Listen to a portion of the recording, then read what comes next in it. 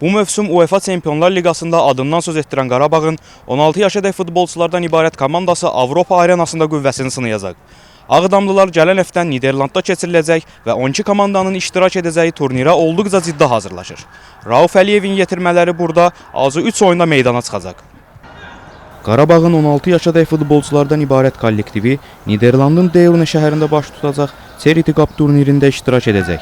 Deurne Sport Park İdman Mərkəzində keçiriləcək yarışın C qrupunda çıxış edəcək Ağdamlılar, Anderlecht, Ajax və turnirin təşkilatçısı olan Robinstein klublarının müvafiq yaş qrupları üzrə komandaları ilə mübarizə aparacaq. Əsas məqsədin istedadlı futbolçuları üzə çıxarmaq olduğunu vurğulayan Qarabağın çalışdırıcısı Rauf Əliyev, qarşıdakı maçların yetirmələrinə təcrübə qazandıracağını söyləyib. Hollandiyada yaxşı bir turnirə qatılacağıq. Ajax, Anderlecht kimi klublara qarşı oynayacağıq. Ən məqsədimiz belə deyək, bugünkü gündə ancaq futbolçuların inkişafıdır.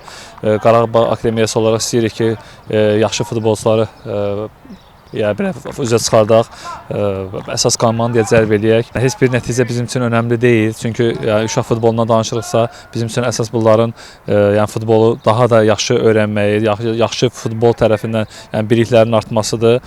Ağdam klubunun üzvü Tunar Bayramov hazırlıq prosesindən bəhs edib. Məşqlərimiz davam edir. Taktiki məşqlərə daha çox üstünlük veririk. Turnirə hazırlaşırıq bildiyiniz kimi.